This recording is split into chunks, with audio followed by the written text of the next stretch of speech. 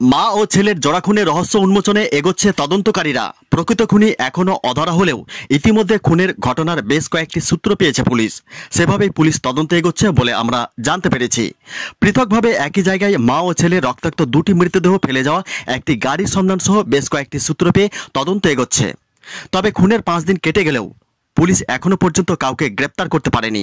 Police ওই মৃতের পরিবারের লোকজনকে জিজ্ঞাসাবাদ করে বেশ কিছু সূত্র পেয়েছে।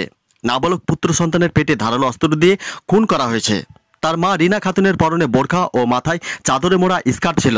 তার তলপেটে ধারালো অস্ত্রের আঘাত ছিল 3টি, একই সঙ্গে গলার নলি কাটা।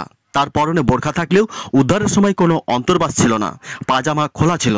সেখান থেকে পুলিশের প্রাথমিক ধারণা, ধর্ষণের পর তাকে পরিকল্পিতভাবে খুন করে ফেলে পালিয়েছে খুনিরা। ময়নাতদন্তের রিপোর্টের দিকে লক্ষ্য রেখেছে পুলিশ, কারণ একই চাকু দিয়ে মা ও ছেলেকে খুন করা হয়েছে নাকি ধর্ষণের পর খুন করা হয়েছিল, সেই বিষয়ে ময়নাতদন্তের রিপোর্ট এলে তদন্তের অন্য মোড়ে নেবে।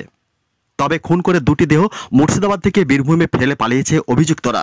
কারণ যেখান থেকে দেহ দুটি উদ্ধার হয়েছে সেখানে মাটিতে রক্তের কোনো দাগ ছিল না, এমনকি ধস্তাধস্তি হওয়ার কোনো চিহ্ন মাটির উপর পায়নি পুলিশ। কিন্তু কে খুন করলো, কিভাবে খুন করলো, কোথায় খুন করা হয়েছে তার কিছুটা ইঙ্গিত পেয়ে খতিয়ে দেখছেন তদন্তকারীরা। মৃতা রিনা খাতুনের বাবার বাড়ি মুর্শিদাবাদের 5 গ্রামের মোল্লাপাড়ায়। মা রিনা খাতুন ও তার ছেলে নাজিরুল ইসলামের একই জায়গায় পৃথক দুটি মৃতদেহ উদ্ধার হয় নলাটি থানার নাগপুর চেকপোস্ট এলাকায়। শুক্রবার রাতে আনুমানিক সময় ধরে মুর্শিদাবাদ থেকে বীরভূমে আসা গাড়ির গুলির ফুটেজ সংগ্রহ করছেন নলহাটি থানার পুলিশ। গাড়িটি ঠিক কোথা থেকে কখন যাতায়াত করেছে তা জানতে সাগরদিঘি ও নবগ্রাম থানার সঙ্গে ছবি ও তথ্য আদান প্রদান করছে বীরভূম জেলা পুলিশ। প্রতি মুহূর্তে তাদের সঙ্গে যোগাযোগ রাখা হচ্ছে।